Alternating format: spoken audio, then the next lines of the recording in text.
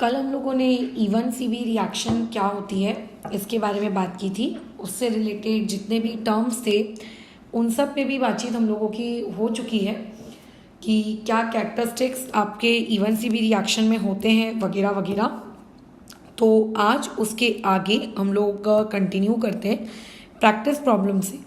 देखो, even C B reaction का जो प्रोडक्ट बनाने वाला पार्ट रहता है वो एक्सट्रीमली इजी है, उसमें ऐसा कुछ कठिन कार्य नहीं है। बट उस रिएक्शन को आइडेंटिफाई करना कि ये इवन सी बी है वो थोड़ा सा ट्रिकी पार्ट है, क्योंकि इवन सी बी और जो E2 ये दोनों रिएक्शंस होती है ना, ये पैरेलल चलती है।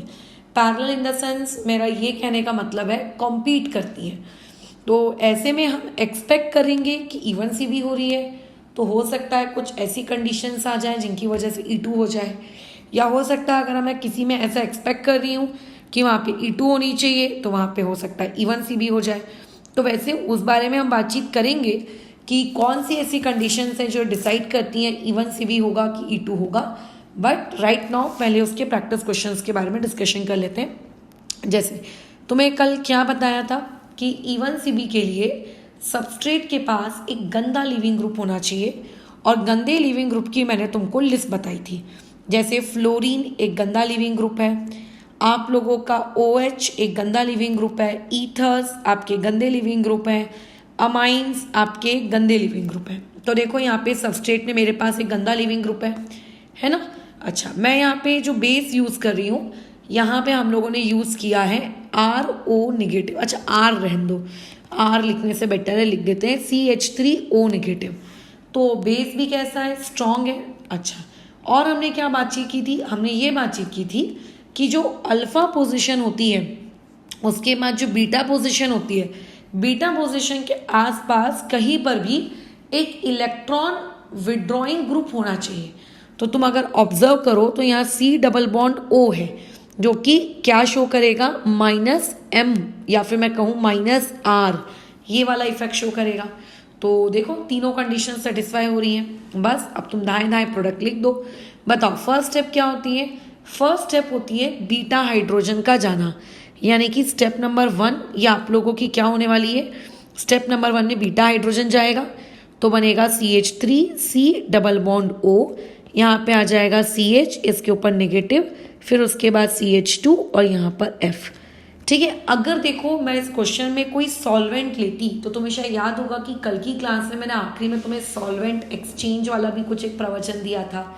अगर मैं यहाँ पे सॉल्वेंट लेती तो यहाँ पे सॉल्वेंट का कोई जिक्र नहीं है, तो प्लीज़ आप इग्नोर करिए। डायरेक्ट यहाँ पे क्या लिख देने का, स्टेप नंबर 2। बोलो स्टेप नंबर 2 यहाँ पे क्या हो जाएगी, ये पर्टिकुलर जो नेगेटिव चार्ज है ये यहाँ पर आगे शिफ्ट करवाएगा, फ्लोरीन आपका आगे। ठीक है, अगर सॉल्वेंट मेंशन नहीं किया है मतलब कोई एक्सचेंज वगैरह की वहाँ पे ख्वाहिश नहीं है, कोई पॉसिबिलिटी नहीं है, संभावना नहीं है, तो C double bond O CH double bond create होगा और आप लोगों का फ्लोरीन चला गया। So this was your entire question answer. ठीक है, ये इसका पूरा का क्या है, क्वेश्चन आंसर है। तो यहाँ पे हम लोगों की कहानी डन। ठीक है, क्वेश्चन की तरफ मूव करते हैं। जैसे CH3CH यहाँ पे आ गया Br, उसके बाद यहाँ पे आ गया CH2, एक मिनट, ठीक है, यहाँ पे आ गया CH2 और उसके बाद यहाँ पे आ गया CH3। अब देखो इसमें मैंने कहा CH3O नेगेटिव डालो, जैसा ऊपर वाले इलस्ट्रेशन में किया था। तो स्ट्रॉन्ग बेस तो मैडम दिख रहा है, लेकिन जरा आप ऑब्जर्व करिए, क्या ब्रोमीन आप लोगों का एक बैड लिविंग ग्रुप है क्या? नहीं, ब्रोमीन फ्लोरीन के कंपेयर में बहुत बढ़िया लिविंग ग्रुप है। तो अगर ये लिविंग ग्रुप बढ़िया है तो ऐसे केस में तो फिर ये रिएक्शन इवन सी बी से नहीं होनी चाहिए। तो इसीलिए ये रिएक्शन इवन सी बी से नहीं होती। ये रिएक्शन अब आपकी कौन सी मैकेनिज्म से होगी, ये होगी अकॉर्डिंग टू E2। अब आपने E2 ही क्यों लिया, E1 क्यों चूज नहीं किया? स्ट्रॉन्ग बेस ले रहे हो ना, स्ट्रॉन्ग बेस किसको फेवर करता है, E2 को। वीक बेस फेवर करता है ना E1 को, इसीलिए। ठीक है, बताओ क्या हो जाएगा यहाँ पे। E2 के अकॉर्डिंग थोड़ा थोड़ा आएगा कौन, आप लोगों का Br बाहर, थोड़ा थोड़ा बीटा हाइड्रोजन बाहर जाएगा और थोड़ा थोड़ा डबल बॉन्ड बनेगा। तो यहाँ पे दो पॉसिबिलिटीज़ हैं। अगर मैं इसको अपनी अल्फा पोजीशन लेती हूँ, ये मेरी बीटा और यहाँ मेरी बीटा, तो आपके लेफ्ट वाले बीटा यानी कि बीटा डैश के अकॉर्डिंग प्रोडक्ट बन सकता है CH2 double bond CH, CH2 और ये CH3, है ना। और अगर मैं राइट वाले बीटा के अकॉर्डिंग प्रोडक्ट लिखूं तो प्रोडक्ट बनेगा CH3 CH double bond CH और यहाँ पे CH3, ये ठीक है। तो ये हमारी कहानी है। तो इट मीन्स दैट कि हमेशा पगले के जैसे क्या कर देना कि मेरा प्रोडक्ट तो क्या बनेगा, इवन CB के अकॉर्डिंग जाएगा, क्योंकि वहाँ पे एक स्ट्रॉन्ग बेस लिया गया है। ऐसा नहीं होता है। आप रिएक्शन को देखिए, रिएक्शन को देखने के बाद आप एनालाइज करिए, फिर जवाब दीजिए।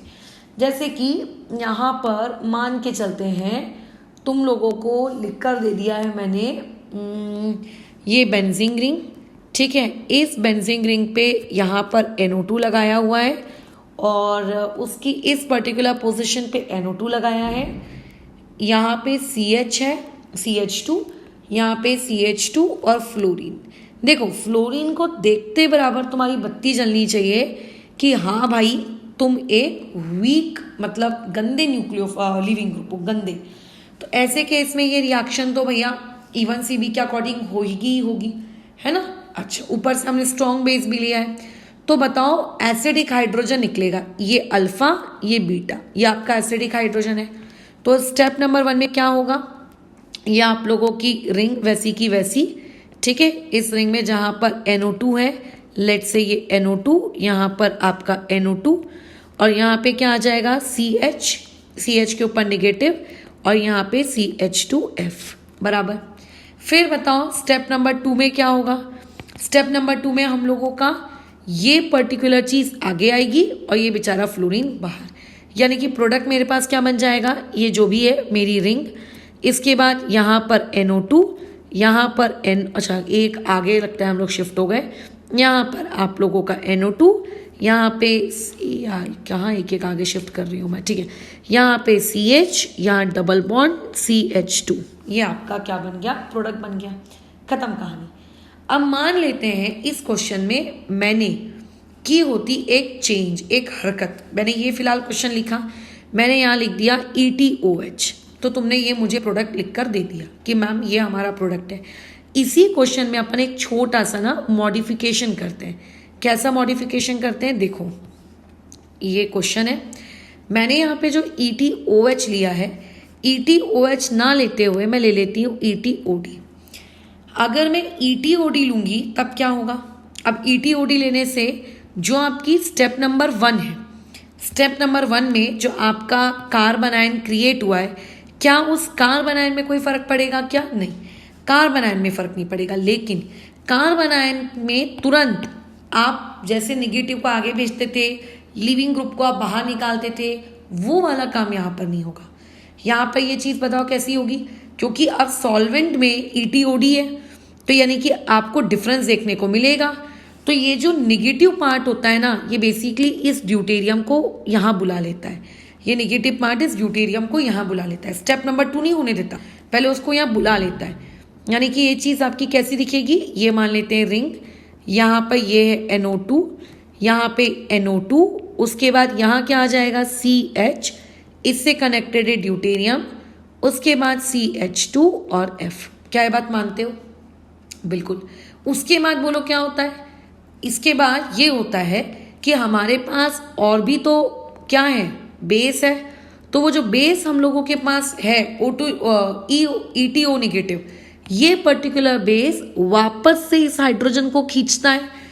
अगर वो वापस से इस हाइड्रोजन को खींचता है, यानी कि फिर से एक एसिडिक हाइड्रोजन निकल जाता है।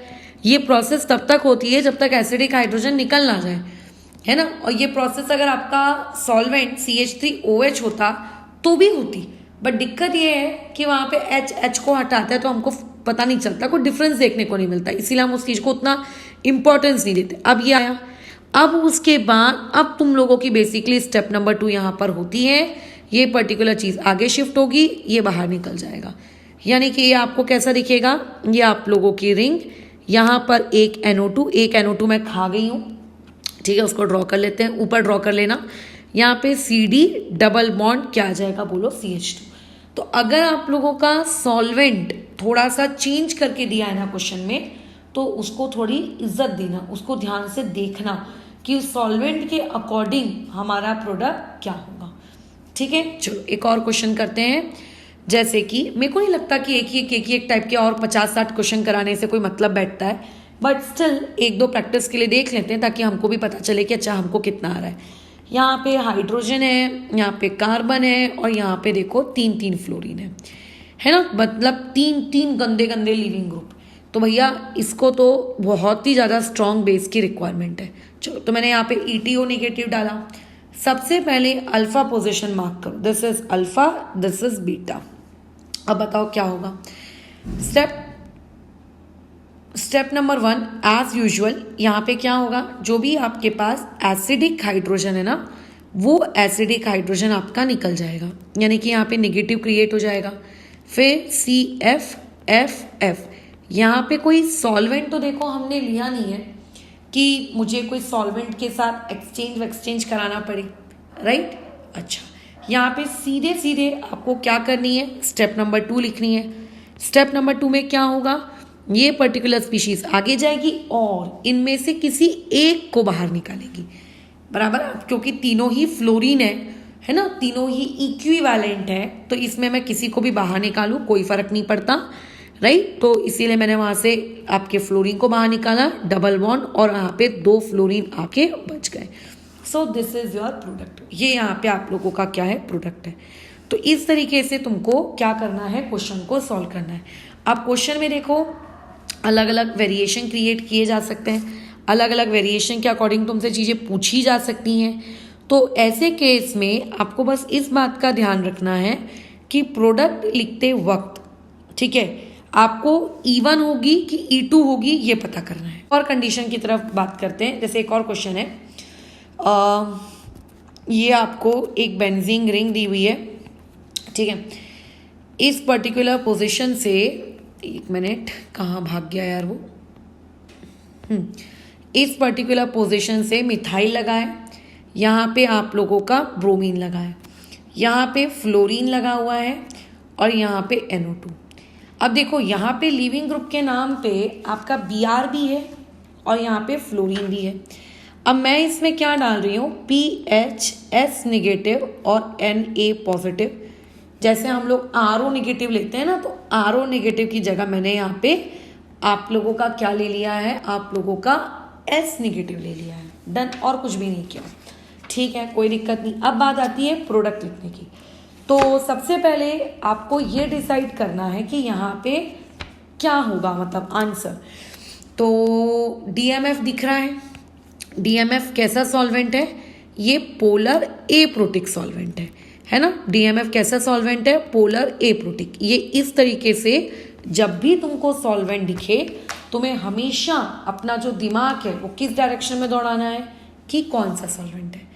अब जहाँ तक मैं जानती हूँ कि जब हमने कल E1CB रिएक्शन पढ़ी थी, तो तुमको ये बताया था कि E1CB रिएक्शन के लिए जो सॉल्वेंट होता है वो कैसा चाहिए होता है, प्रोटिक। भले ही इसके पास एक गंदा लिविंग ग्रुप मौजूद है, बट सॉल्वेंट आपने क्या करके रखा है, आपने पोलर एप्रोटिक लिया है। और ये पोलर एप्रोटिक बोलो किसको फेवर करेगा, ये फेवर करेगा आपकी E2 रिएक्शंस को। और अगर ये E2 रिएक्शंस को फेवर करेगा तो E2 कभी भी फ्लोरीन को नहीं निकालेगी, मतलब E2 के पास ऑप्शन है कि वो फ्लोरीन को निकाले कि ब्रोमीन को निकाले। तुमने अभी तक जितनी भी रिएक्शंस पढ़ी ना, SN1 पढ़ा, SN2 पढ़ा, E1 पढ़ा, E2 पढ़ा, हर रिएक्शन की कंडीशन क्या होती थी कि उनको गुड लिविंग ग्रुप चाहिए। E1CB अभी तक की आपकी ऐसी इकलौती रिएक्शन आपको मिली है जहाँ पे वो ये कह रही है कि मुझे बैड लिविंग ग्रुप चाहिए। तो E2 थोड़ी ना देखेगा कि फ्लोरीन बैड है उसको ले चलो, फ्लोरीन को तो क्या चाहिए, E2 को क्या चाहिए, गुड लिविंग ग्रुप चाहिए। तो वो किसको चूज करेगा बोलो, वो आपके ब्रोमीन को चूज करेगा, वो ब्रोमीन को निकालेगा। यानी कि ये हो गया, मान लेते हैं, अच्छा इसको अलग मान, ये हो गई आप लोगों की अल्फा पोजीशन। अब वो बीटा किसको लेगा बताओ, बीटा उसके लिए कौन है। तो ऑब्वियस है कि यहाँ होना चाहिए था मैडम बीटा, कहीं तो कई लोगों को लगता है कि यहाँ बीटा होना चाहिए, तो यहाँ पे बीटा नहीं है, प्लीज फोकस। क्यों, क्योंकि उस कार्बन की ऑलरेडी 4 वैलेंसी बराबर बन चुकी है। कैसे? एक ऊपर वाले के साथ, ठीक है, एक आपके बाजू वाले के साथ और दो बाजू वाले के साथ, डबल बॉन्ड है ना। तो यानी कि यहाँ पे बीटा कौन है? ये पर्टिकुलर पोजीशन बीटा है, यहां से निकलेगा, राइट, यहां से निकलेगा। अच्छा चलो ठीक है, निकाल देते हैं। तो यानी कि प्रोडक्ट आप लोगों के पास क्या बनेगा? आप लोगों की ये बेंजीन रिंग, ठीक है, नीचे में NO2 वैसे का वैसी। अब सोचो, कंफ्यूज करने के लिए उन्होंने और भी क्या दिया है। अगर कोई स्टूडेंट इसको अल्फा मान ले तो बीटा के बाजू में उसको क्या दिख रहा है? इलेक्ट्रॉन विड्रॉइंग ग्रुप दिख रहा है। तो स्टूडेंट कंफ्यूज हो जाए, इसके लिए उन्होंने क्या करके रखा है? पूरा इंतजाम करके रखा है कि अच्छा चलो इसको कंफ्यूज करते हैं, ये जरूर इसको E1 CV के थ्रू कर लेगा। ये उन्होंने हरकत की है, ठीक है। अच्छा तो यहाँ आ जाएगा फ्लोरीन। अच्छा ऊपर में बोलो क्या होगा? अगर ये पर्टिकुलर रिएक्शन किसके वाया हुई है? E2 के वाया हुई है। तो E2 के वाया होने पर होता क्या? एलिमिनेशन होता, बराबर। प्रोडक्ट आप लोगों का क्या बनता? कुछ इस तरीके का प्रोडक्ट बनता है ना, कुछ इस तरीके का प्रोडक्ट बनता। लेकिन जरूरी है क्या E2 ही हो रहा हो? E2 को कॉम्पीट कौन करती है? E2 को तो कॉम्पीट SN2 भी करती है। तो अगर रिएक्शन E2 को कॉम्पीट करती है और SN2 को कॉम्पीट करती है तो एक प्रोडक्ट बनने की पॉसिबिलिटी ये भी तो हो सकती है कि आप लोगों का फ्लोरीन वैसे का वैसी, NO2 वैसे का वैसी और सब्स्टिट्यूशन हो जाए। और अगर सब्स्टिट्यूशन हो गया तो Br के बदले कौन आ जाएगा? न्यूक्लियोफाइल। ये है आप लोगों का न्यूक्लियोफाइल। और जब जब हम SN2 पढ़ते हैं तो SN2 में इन्वर्जन हो जाता है, यानी कि पहले अगर ब्रोमीन वेज पे था तो जो नया वाला आएगा वो कहाँ पे होगा? डैश पे। मतलब ये प्रोडक्ट, एक पॉसिबिलिटी तो ये भी है ना, एक पॉसिबिलिटी तो ये भी है। अच्छा इसमें एक और मैं बातचीत करती हूँ। यहाँ पे E1 CV एक और रीजन की वजह से भी नहीं होगा काफी हद तक।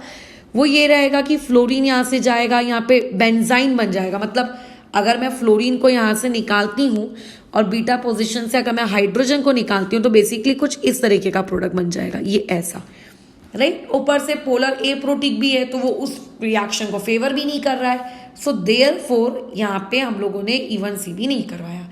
ये क्वेश्चन में ऑप्शंस दिए गए थे। ये जो सवाल है ये आप लोगों का JEE 2008 का सवाल है। इसमें ऑप्शंस दिए हुए थे, उनमें से एक भी ऑप्शन में ये नहीं था।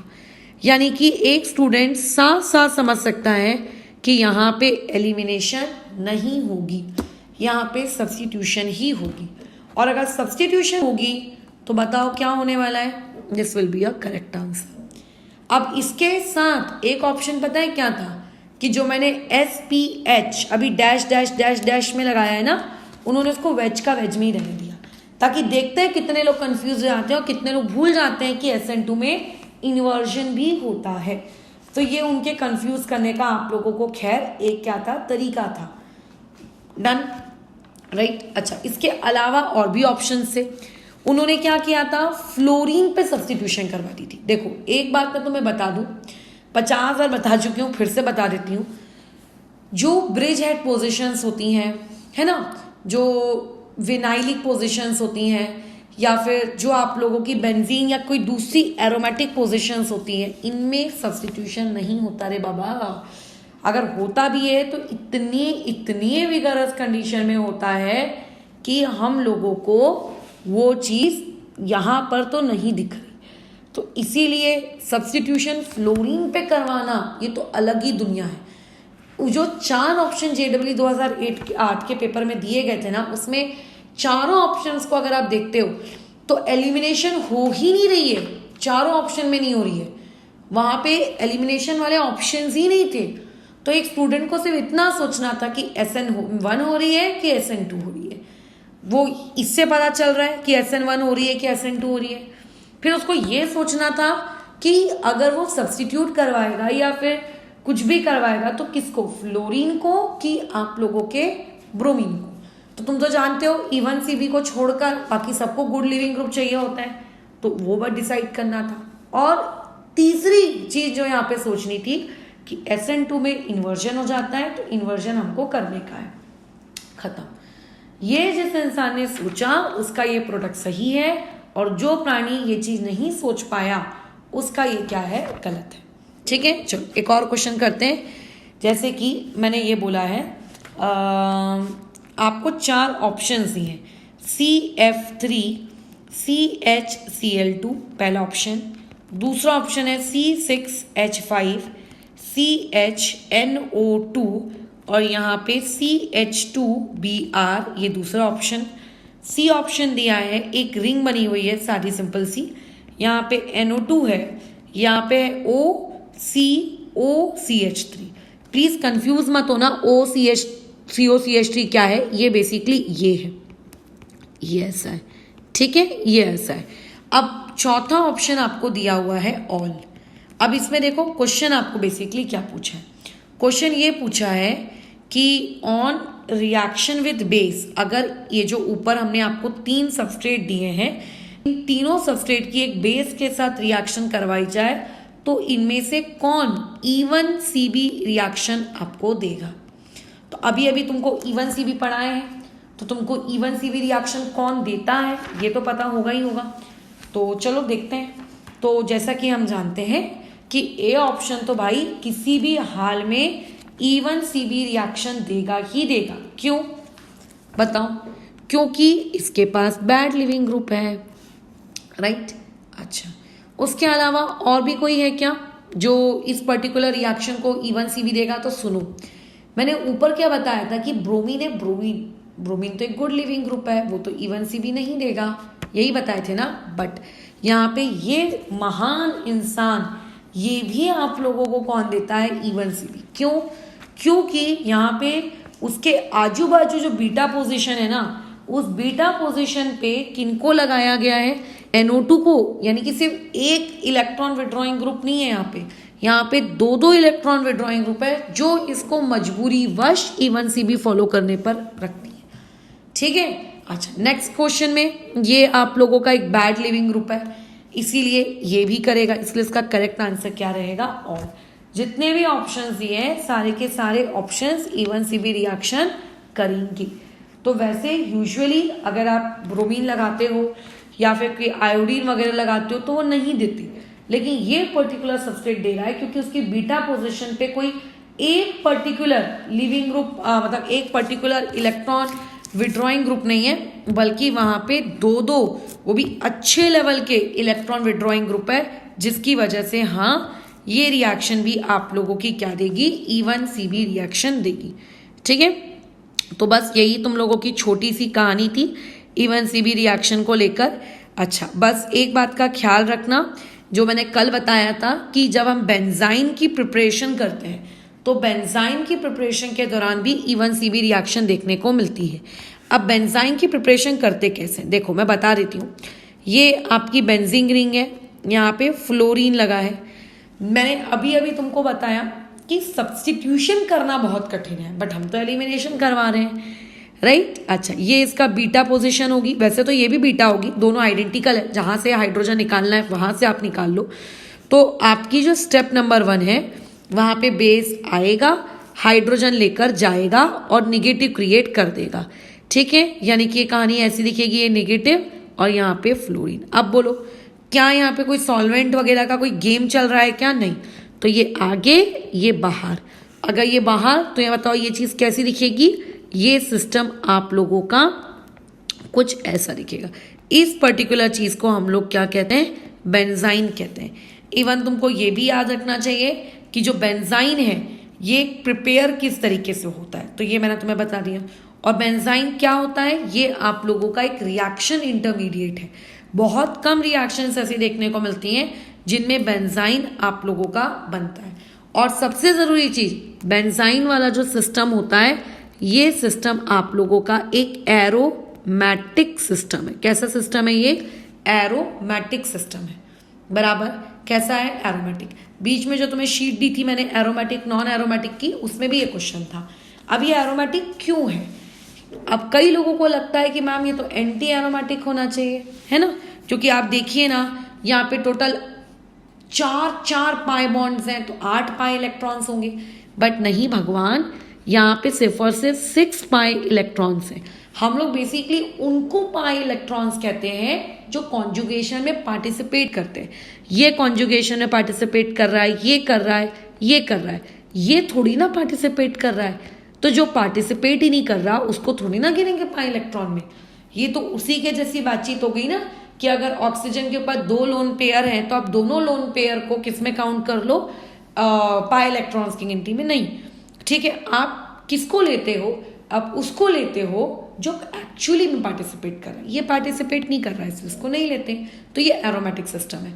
तो हो सकता है कल को कोई ऐसा क्वेश्चन आ जाता कि बताइए कि ऐसी कौन सी रिएक्शन है जिस मतलब ऐसी ये पर्टिकुलर सबस्ट्रेट एक कौन सी मैकेनिज्म फॉलो करेगा कि सच दैट जो प्रोडक्ट बन रहा है वो एक एरोमेटिक रिएक्शन इंटरमीडिएट है। लो, ये क्वेश्चन पूछ लिया कि ये एक एरोमेटिक रिएक्शन इंटरमीडिएट है, तो याद रखना कि ये पर्टिकुलर रिएक्शन कौन सी मैकेनिज्म फॉलो करती है, E1CB। और इसको हम लोग क्या कहते हैं, इसको हम बेंजाइन कहते हैं। ये आप लोगों की बहुत ही ज़्यादा रिएक्टिव है, हाईली रिएक्टिव, क्योंकि ट्रिपल बॉन्ड की वजह से वहाँ पे स्ट्रेन है। ठीक है, ये जो पर्टिकुलर बेंजाइन होता है ना, ये आप लोगों का हाईली रिएक्टिव इंटरमीडिएट है। क्यों? क्योंकि इसमें क्या हो रहा है, स्ट्रेन क्रिएट हो रहा है। किसकी वजह से स्ट्रेन क्रिएट हो रहा है? बिकॉज ऑफ ट्रिपल बॉन्ड की वजह से। ठीक है, सो देयरफॉर ये पर्टिकुलर रिएक्शन जो होती है आप लोगों की, जहां पे भी बेंजाइन होता है, पट पट पट आगे बढ़ती है। तो यहाँ पे इस चीज को ओवर करते हैं। यहाँ पे हमारा E1CB वाला पार्ट खत्म होता है। अब हम बेसिकली कंपैरिजन वाला काम करेंगे कि अगर E2 E1 E1CB दिया हो तो कैसे पहचाने कि किस में क्या हो रहा है वगैरह वगैरह। ठीक है।